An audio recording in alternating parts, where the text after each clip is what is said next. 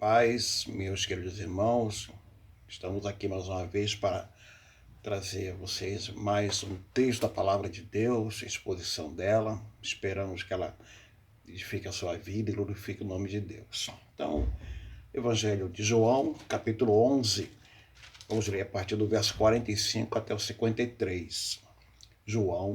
Evangelho de João, capítulo 11, de 45 até 53. Então fala assim a palavra do Senhor. Muitos, pois, dentre os judeus que tinham vindo visitar Maria, vendo o que fizera Jesus, creram nele.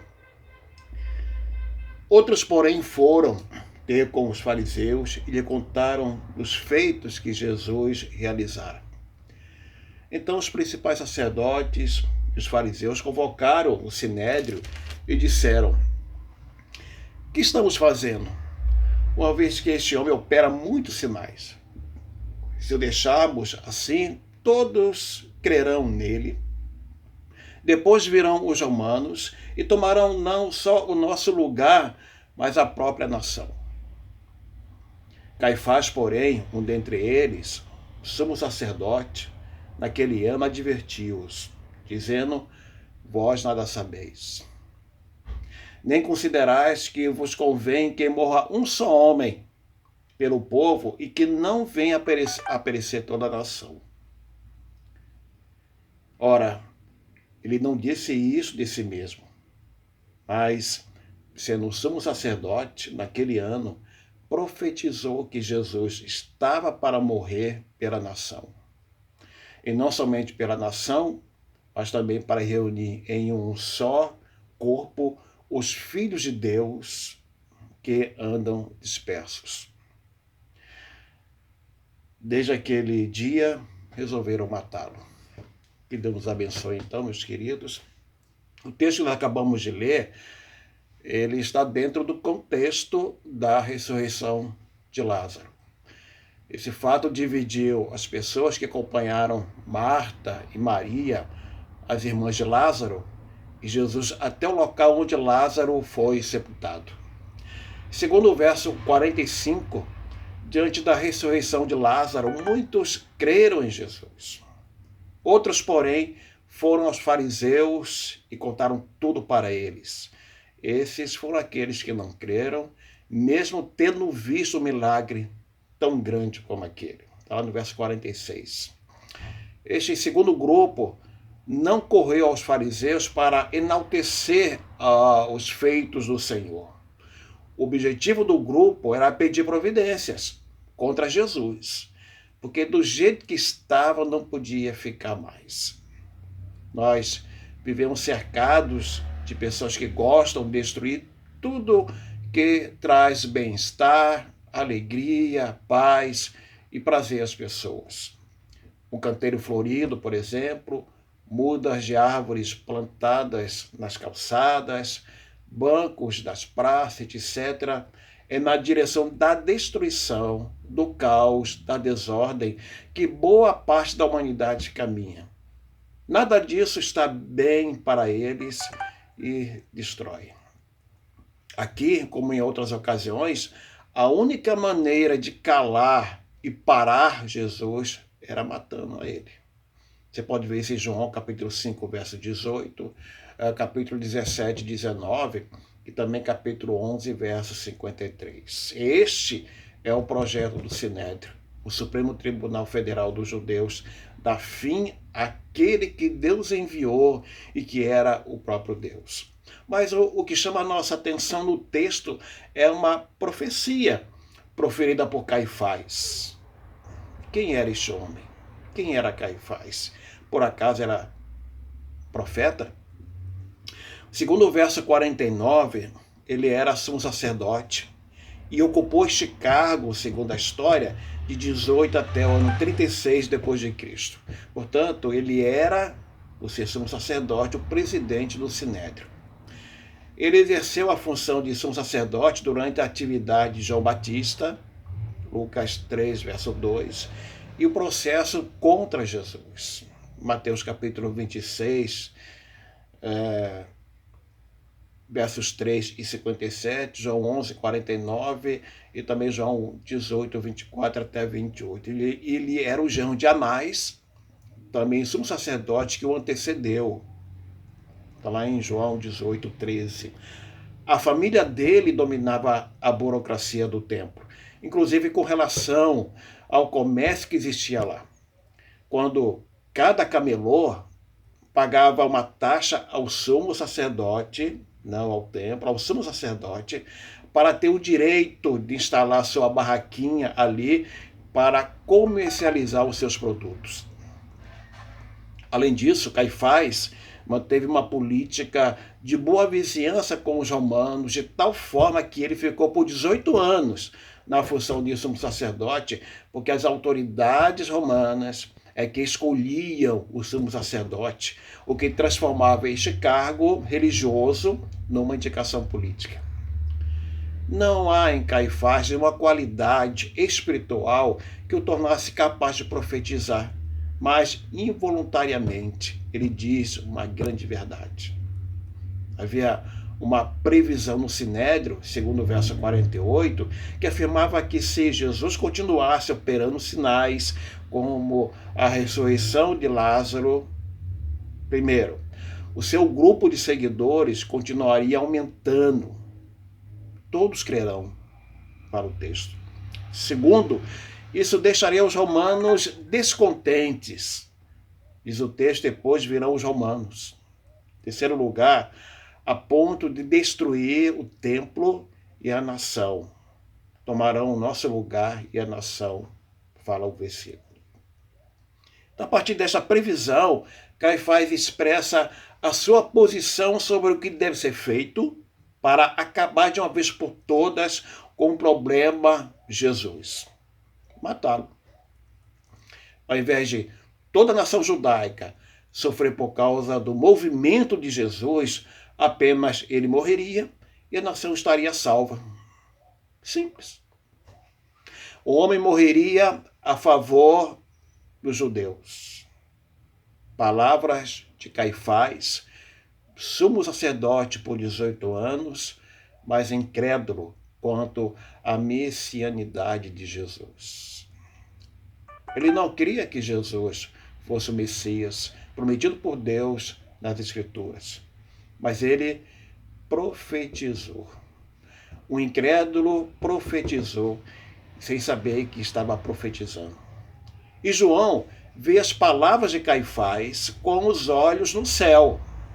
João concorda com elas, faz um acréscimo a elas e revela os alvos desta profecia.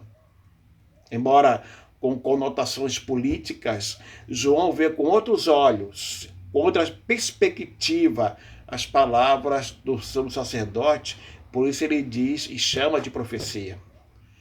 Então vejamos, meus queridos, algumas verdades a respeito da profecia de Caifás, um homem incrédulo. Em primeiro lugar, há uma concordância com a profecia. O verso 52 diz, não somente pela nação.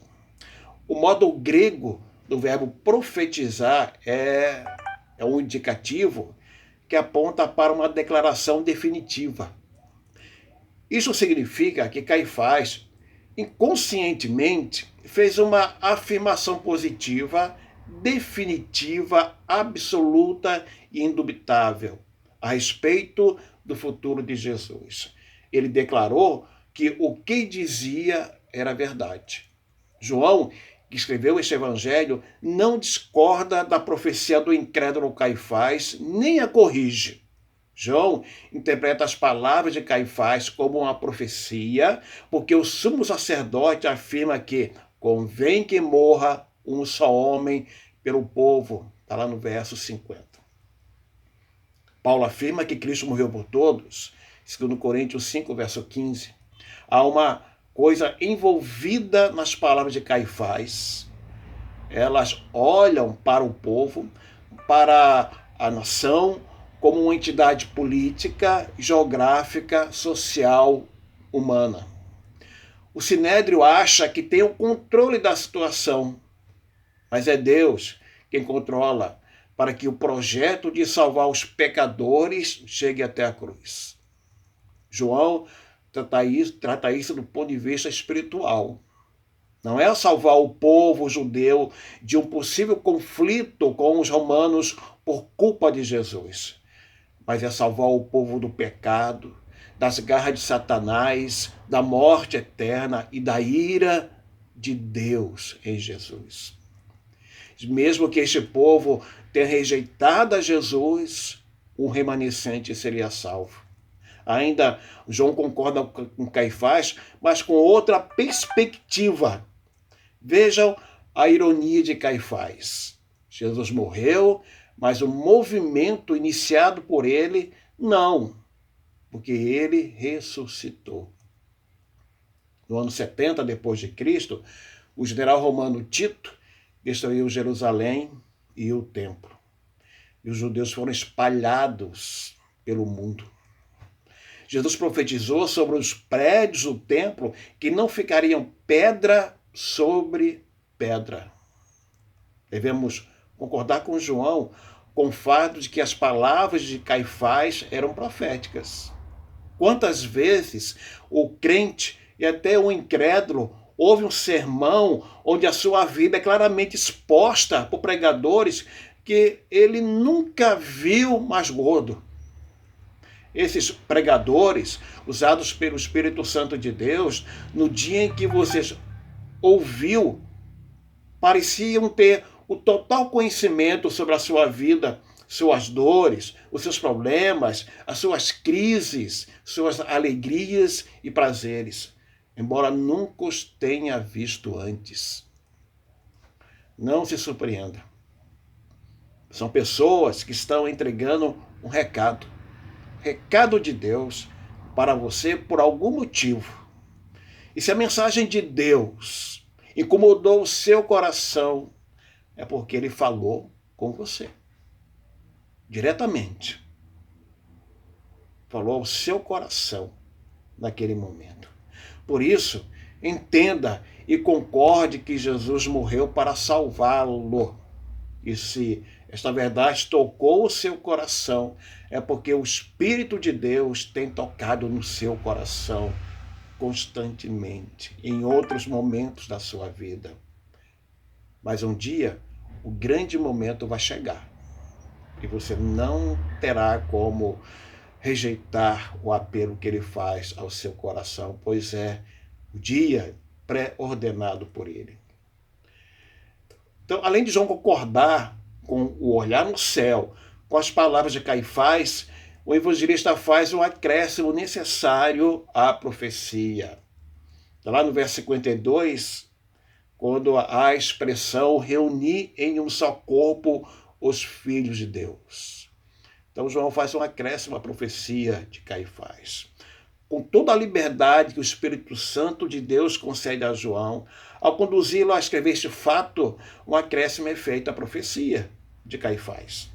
As palavras de Caifás sugerem que a salvação diz respeito apenas ao povo judeu, de um poder romano. Porém, João acrescenta que, além do povo judeu, a morte de Jesus reuniria em um só corpo os filhos de Deus. As palavras de Caifás são restritivas. As de João, abrangente, extensivas. Para Caifás, a nação judaica diz respeito a todos os judeus que vivem em qualquer parte do mundo. A salvação é para eles. Para João, não somente os judeus são alvos da salvação. O Senhor não somente quer salvar os judeus de seus pecados, mas também os gentios. Os gentios são aqueles que não são judeus. Todos aqueles que não eram judeus, os judeus chamavam-nos de gentio. João 10, 16, o Senhor fala assim, o Senhor Jesus: ainda tenho outras ovelhas, não deixa aprisco, a mim me convém conduzi-las. E João vai muito longe ao afirmar que a morte de Jesus não visa apenas salvar judeus e gentios, mas também reunir todos os filhos de Deus, tanto os judeus quanto os gentios, num corpo. Isso significa que a barreira que separava judeus e gentios é derrubada. Efésios 2, de 4 até 16, 14 a 16, desculpem, Paulo diz algumas coisas sobre Jesus. Primeiro, que ele fez de judeus e gentios um só. Em segundo lugar, ele, Jesus, derrubou a parede da separação que estava entre os dois. O nome dessa parede é inimizade. Terceiro, Jesus fez a paz entre eles, entre judeus e gentios. E em quarto lugar e último, ele reconciliou os dois em um só corpo com Deus, destruindo pela cruz a inimizade, que é a grande barreira que havia entre judeus e gentios. Com a morte de Jesus, todos os judeus e gentios foram reunidos no só corpo? Não. João diz que os filhos de Deus, entre os judeus e gentios, foram reunidos no só corpo. Quem são os filhos de Deus?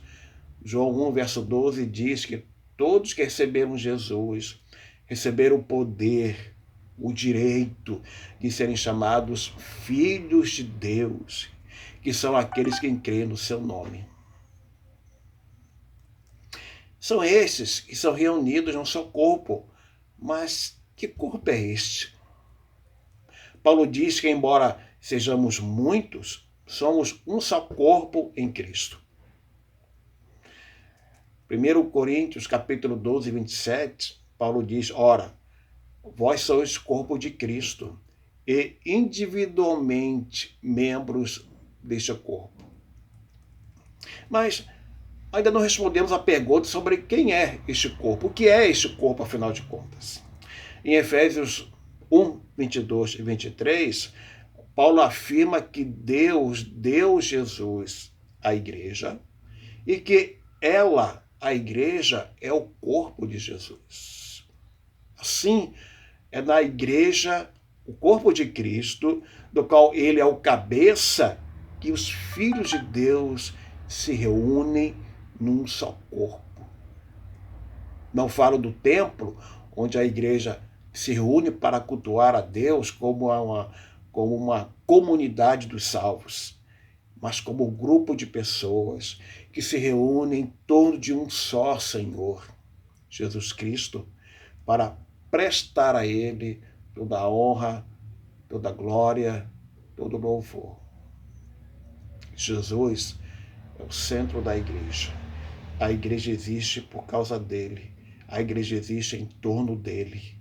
Ele não pode estar à margem dela. Ele está no centro da igreja, no centro da sua vida, no centro do seu coração, meus queridos. Além disso, meus queridos, ainda existe uma verdade nas palavras de João a respeito da profecia de Caifás. É que essa profecia revela os alvos dela. Verso 22 ainda fala que sobre aqueles que andam dispersos. No acréscimo feito por João, descobrimos que aqueles que serão reunidos em um só corpo estão dispersos, estão espalhados, estão por aí em alguns lugares. A morte de Jesus reúne os filhos de Deus entre os judeus e entre aqueles que estão espalhados por todas as partes do mundo, os gentios. Eles são os alvos principais da profecia no acréscimo feito os filhos dispersos. Parece-nos que a morte de Jesus apenas salvaria o incrédulo. Enfim, na verdade, ela produz muito mais ainda. Inclusive, juntar aqueles que em Cristo se tornam filhos de Deus. Certa vez, o Senhor falou a Paulo numa visão em Corinto, que naquela cidade havia muita gente que era dele. Atos 18, versos 10 e 11. Por isso, Paulo não deveria temer, mas apenas pregar o evangelho e os eleitos de Deus seriam convertidos. Aí Paulo ficou naquela cidade de Corinto 18 meses, 1 ano e meio. Os filhos de Deus são os seus eleitos. Os filhos de Deus estão espalhados por todo o mundo. E é provável que em sua casa, entre os seus parentes, na sua vizinhança, na sua escola ou faculdade, no seu trabalho, haja alguém que Deus escolheu para reunir em um só corpo, no seu corpo, que ainda não aceitou o Evangelho. Quem sabe seja você que me ouve nesta oportunidade. Aqueles que Deus escolheu também estão nas boates, nas festas regadas a bebidas e drogas, nas bocas de fumo, nas mesas dos bares, nos presídios, nas torcidas, nos estádios. Eu vou dizer uma coisa para você, que estão também até nos templos religiosos. Há muita gente na igreja, há muita gente nos templos, que estão lá dominicalmente para cultuar a Deus, que não teve um encontro com Jesus ainda. Eles estão dispersos por várias cidades e lugares, mas ainda não creem em Jesus. Mas, num dia pré-ordenado por Deus na eternidade, não conseguirão resistir ao apelo do Espírito Santo. Tem resistido até agora? Vai chegar um dia que o apelo do Senhor será irresistível. Eles estão perto de nós, irmãos, próximos de nós. Deus deseja reuni-los em torno de Jesus na igreja, o seu corpo. Por isso, devemos pregar para que os dispersos sejam ajuntados à igreja. Quem sabe você seja um dos dispersos que ainda está morto em seus delitos e pecados porque não crê em Jesus. Jesus tem outras ovelhas por aí. Ele vai até elas, vai conduzi-las. Elas ouvirão a sua voz, conhecerão a sua voz e o seguirão. São as ovelhas. Será que você já ouviu a voz do bom pastor, Jesus? A chamá-lo, a convidá-lo a andar com ele? Ele chama você para fazer parte do seu aprisco, do seu grupo, do seu corpo, da sua comunidade, da sua família. É ele que chama. Ele chama você para viver debaixo dos seus cuidados. Para concluir, meus queridos irmãos, a profecia de um homem incrédulo nos deixa ver com mais precisão como Deus tem ido em direção ao homem pecador para resgatá-lo dos seus maus caminhos. Isso prova como temos sido amados por Deus ao ponto dele colocar na boca de um incrédulo palavras que João interpretou, que João viu como profecia. Nela encontramos o fato de que a morte de Jesus traria benefícios políticos e nacionalistas para o povo judeu. João coloca as palavras de Caifás dentro de uma perspectiva espiritual, celestial, divina, indo muito além de meras palavras de um pecador. Por isso João concorda com Caifás, em que a morte de Cristo significa que um homem deve morrer para que a nação seja poupada dos romanos. Mas a essas palavras, João faz um acréscimo, uma vez que a morte de Jesus traria benefícios também para os gentios, como trouxe, na verdade. A igreja, a partir do capítulo 8 de Atos, que conforme a ordem do Senhor Jesus, começa a proclamar o evangelho entre os gentios. O alvo da igreja, a partir de Atos capítulo 8, é exatamente os povos gentios. mas os benefícios são para aqueles judeus, gentios, que têm o direito de serem chamados filhos de Deus porque creem em Jesus. E onde são dispersos que são de Deus? Estão espalhados pelas nossas cidades, bairros e ruas, na escola, no trabalho, da vizinhança, estão em nossa casa. Deus não nos revelará quem são eles, mas são alvos do amor e da graça especial de Deus. Devemos falar do Evangelho para que os eleitos que ainda estão mortos em seus delitos e pecados creiam em Jesus. A nós cabe apenas pregar o Evangelho. A obra de convencimento do pecado no coração do pecador cabe ao Espírito de Deus. Se Deus falou ao seu coração ouvir essa palavra e ele o convenceu de que você é pecador e que precisa de Jesus, vá até ele. Dessa forma, você será reunido ao seu corpo, a igreja. Que Deus te abençoe, que Deus aumente a sua fé, a sua confiança, a sua esperança e creia que Jesus morreu para salvá-lo dos seus pecados. E que a profecia de um homem incrédulo, quando visto da perspectiva de Deus, é também a palavra de Deus. Que Deus te abençoe, no nome de Jesus. Amém.